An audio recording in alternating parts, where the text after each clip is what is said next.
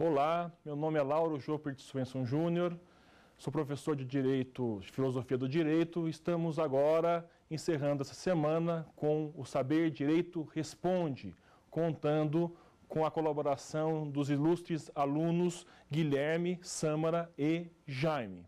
Para tirar dúvidas, esclarecer alguns pontos que não estão tão esclarecidos, vamos então ouvir as perguntas dos nossos prezados alunos. Guilherme. Professor, na prática, a justiça de transição, ela tem um papel tão somente simbólico ou ela é efetiva nos seus objetivos?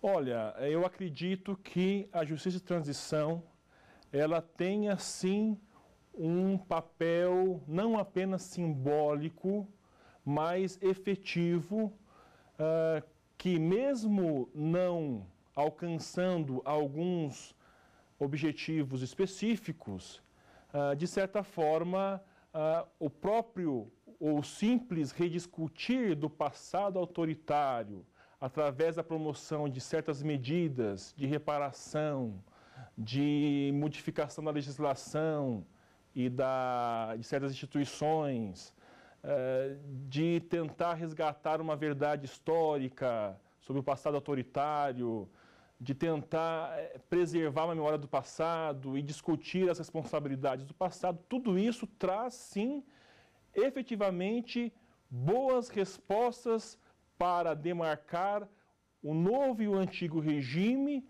e tentar assegurar um Estado democrático de direito mais respeitoso aos direitos humanos e mais garantidor da democracia.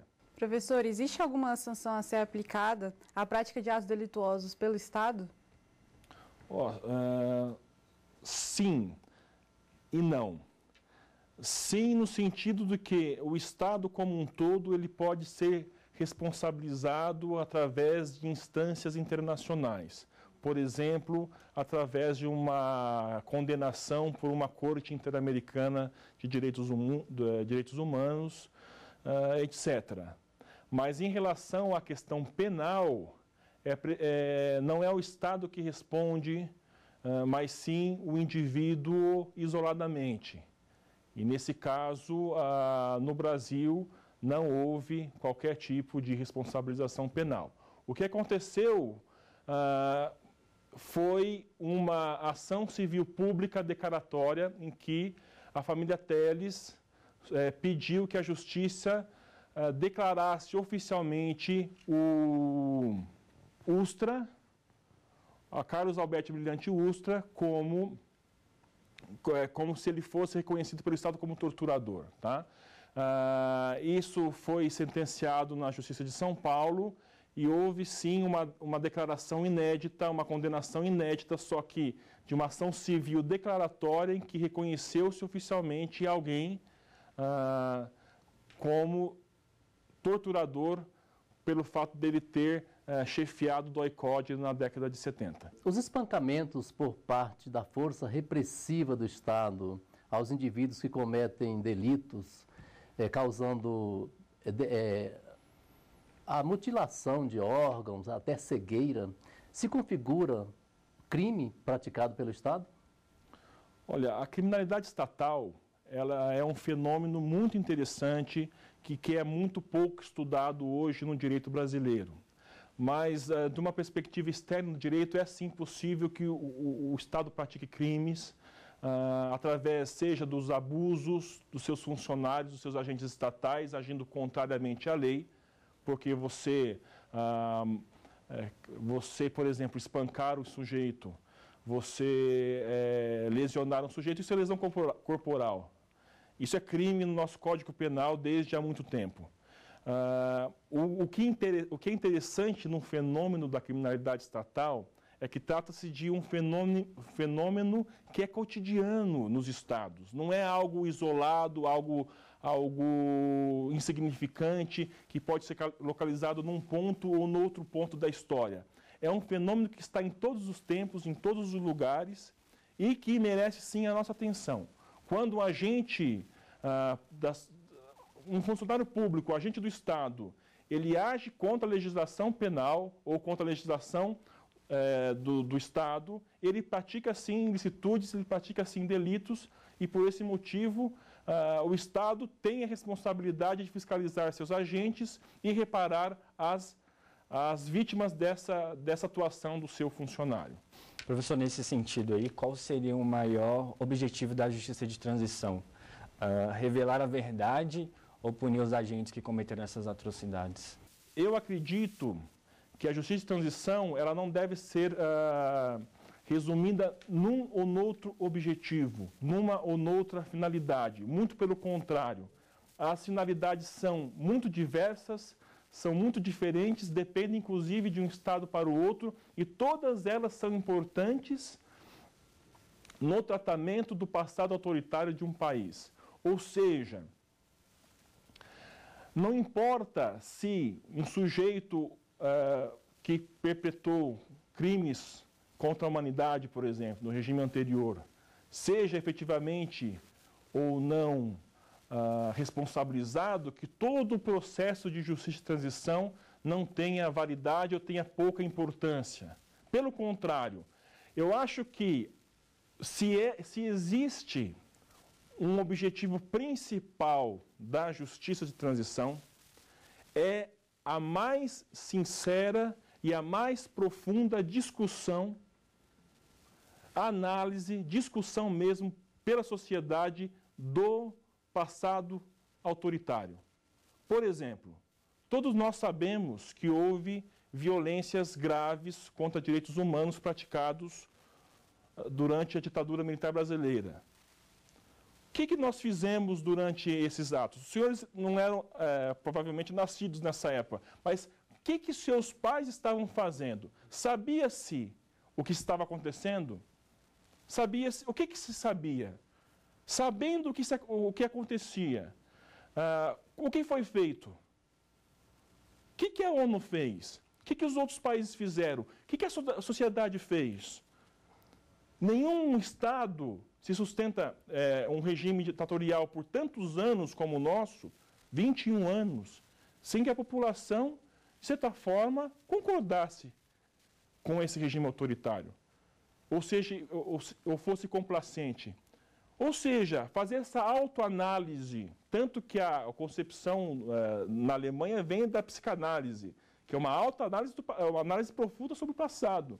Nós precisamos fazer uma análise profunda, uma discussão profunda sobre a nossa própria responsabilidade como sociedade civil acerca do nosso regime autoritário. Essa é a principal função da justiça de transição, para que nós não ouçamos nas ruas pessoas que não sabem o que aconteceu no passado, que desconhecem o passado e ficam supostamente, de maneira anônima, evocando barbaridades sobre volta de repressão, volta de ditadura, bandido bom, bandido morto. Isso é um absurdo, é uma falácia que demonstra uma ignorância que é justamente por uma falta de discussão sincera e profunda sobre a nossa própria sociedade, sobre o que nós passamos e que nós queremos alcançar no nosso presente e futuro. Comparando a repressão utilizada por diversos países da América do Sul, a do Brasil, ela foi mais branda ou mais brutal? A repressão do Brasil, comparada a seus vizinhos sul-americanos, ela é, de certa forma, mais branda em relação ao número de vítimas. Calcula-se que cerca de 50 mil pessoas passaram pelos porões da ditadura e dessas 50 mil, cerca de 40 mil foram torturadas, restando ainda 300 ou 400 mortes ou desaparecimentos forçados registrados, tá? Apesar de não haver aqui um cálculo das cifras obscuras ou cifras escuras acerca da repressão política estatal. Em comparação à Argentina ou ao Chile, o número de vítimas é muito superior, tanto na Argentina como no Chile. Eu não estou aqui com os números em mente, mas sabe-se comprovadamente que na Argentina e no Chile a repressão foi muito mais brutal, o número de vítimas foi muito superior ao que ocorreu aqui no Brasil. Isso traz, de certa forma, duas consequências, uma positiva e uma negativa. Pelo fato de o Brasil ainda sustentar uma certa legalidade e a ditadura não ter sido tão escancarada, o autoritarismo não ter sido tão cru, tão desnudo, preservou-se ainda um pouco o direito, um pouco a legalidade, onde advogados puderam, em certos momentos, trabalhar para libertar seus clientes e salvaguardar seus direitos fundamentais, de sorte que teve a boa consequência do número reduzido de vítimas.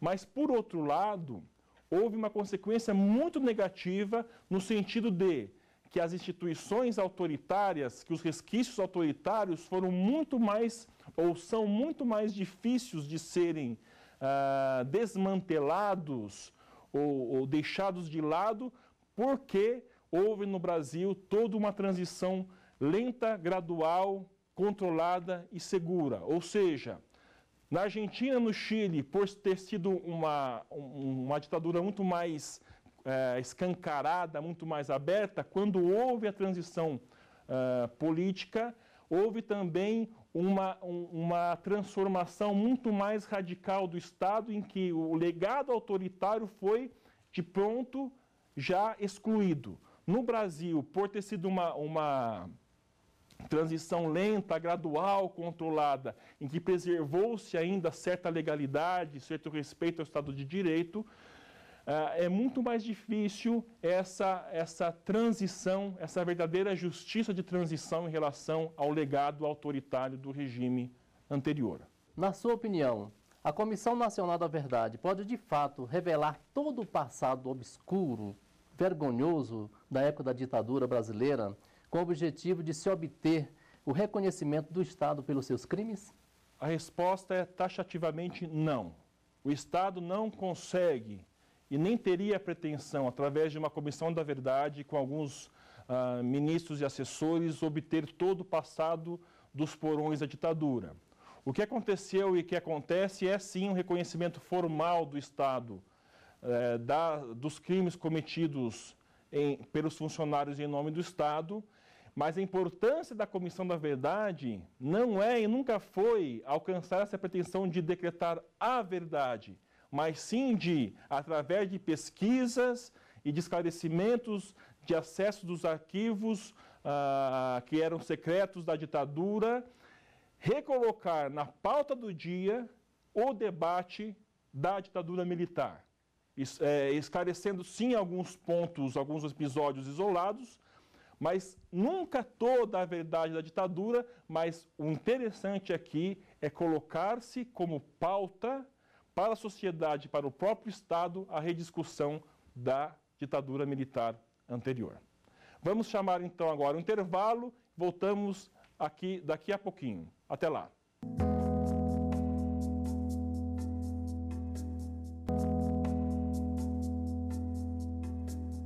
Olá, meu nome é Lauro Jopert Swenson Júnior, estamos aqui no Saber e Direito Responde, contando com a participação dos nossos ilustres alunos.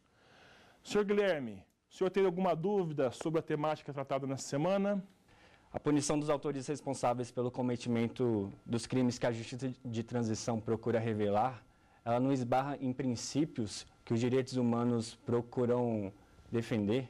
Existe uma disputa realizada principalmente entre penalistas e internacionalistas, no sentido de buscar-se a responsabilização penal para os agentes da ditadura militar brasileira. Hoje, os obstáculos jurídicos para a responsabilização penal de tais autores consiste basicamente na anistia e na prescrição penal, que são causas de extinção de punibilidade previstas no Código Penal. O que se pretende, através da ideia de crimes contra a humanidade, que defendem os internacionalistas, é flexibilizar tal anistia e a prescrição para que seja possível tal responsabilização penal aos agentes da ditadura militar. Só que isso esbarra, contudo, com o princípio da proibição de retroatividade da lei penal em desfavorecimento do réu, do acusado, do condenado. Ou seja, uma vez que o Estado anistiou alguém, ou que a conduta delitiva está prescrita penalmente, não pode mais aplicar-se retroativamente uma pena, porque isso incorre em violação ao princípio da proibição de retroatividade da sanção e da lei penal, que é protegida hoje na Constituição Federal de 1988.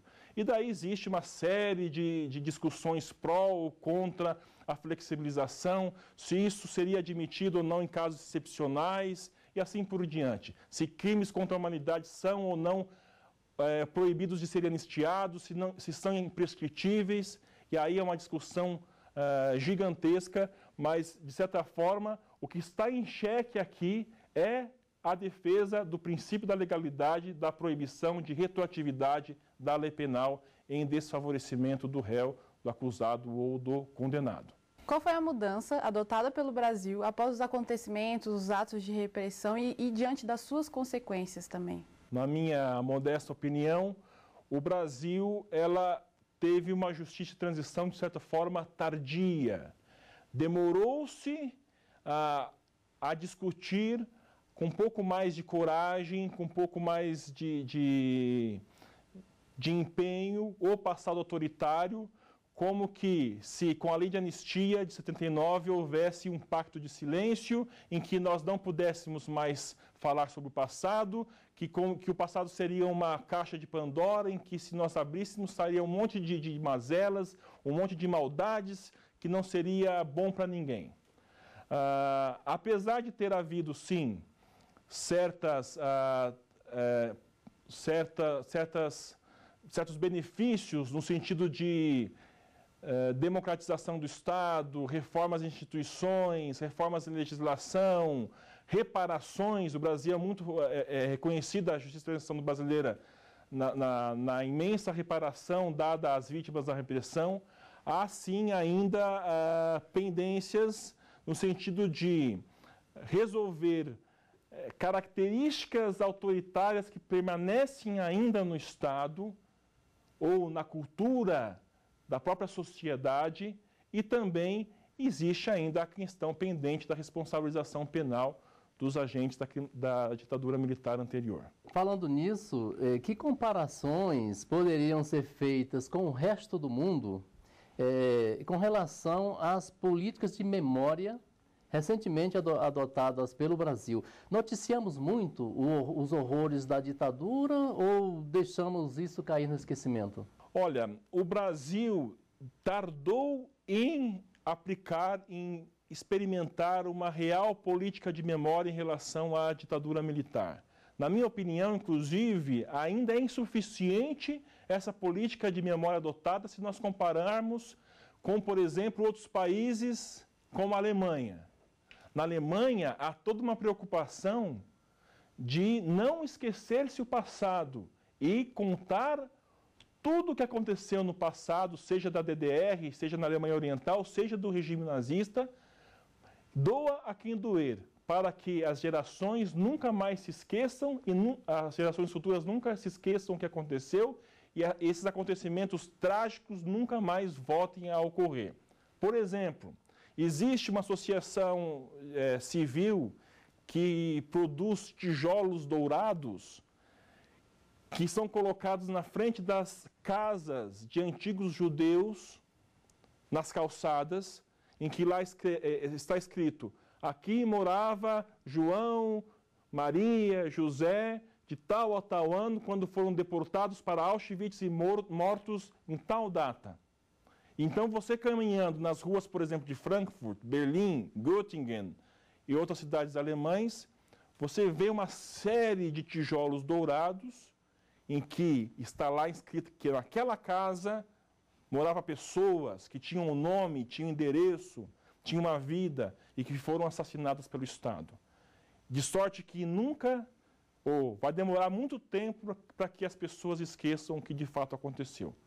Lista de Schindler, O Pianista, filmes que retratam os horrores da ditadura do regime nacional socialista estão a toda semana, todo tempo, passando na televisão. Então há uma preocupação com essa memória e no Brasil, infelizmente, apesar de alguns avanços ainda, ao meu ver, há um tanto insuficiente esse resgate pelo que aconteceu no passado e pela preservação da memória dos porões da ditadura. Constitui a anistia um obstáculo para a justiça de transição brasileira? Alguns autores acreditam que, com a anistia, toda a justiça de transição está necessariamente fadada ao fracasso. Porque a anistia, mais do que impossibilitar a aplicação da sanção penal, ela também imporia um silêncio, uma amnésia aos acontecimentos da ditadura militar. Só que, pessoalmente falando, eu acredito que a anistia penal, ela torna inaplicável simplesmente a norma de sanção, ou seja, a sanção acerca dos crimes praticados, e mesmo a norma de conduta continua válida, ou seja, a anistia torna impossível simplesmente a aplicação da pena, deixando todo o restante em aberto. Toda a discussão do passado, toda a questão de reparação, todas as mudanças, transformações, tudo isso continua em aberto. A anistia, ela simplesmente impossibilita penalizar alguns sujeitos, que hoje já estão com uma idade avançada, muitos deles já morreram, que nem sei se faz muito sentido insistir nesse ponto.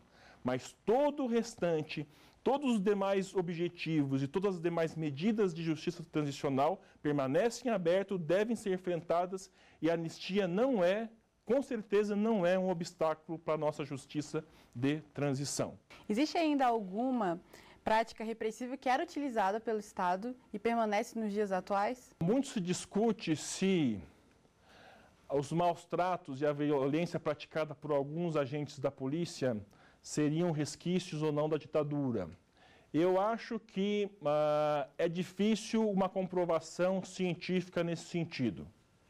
Apesar de existir como hipótese, fundamentar essa ideia como certeza necessitaria aí de estudos mais aprofundados.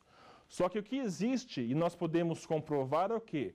É a permanência de certas leis que foram criadas ainda no regime autoritário, que permanecem ou permaneciam até pouco tempo vigentes em nosso ordenamento jurídico.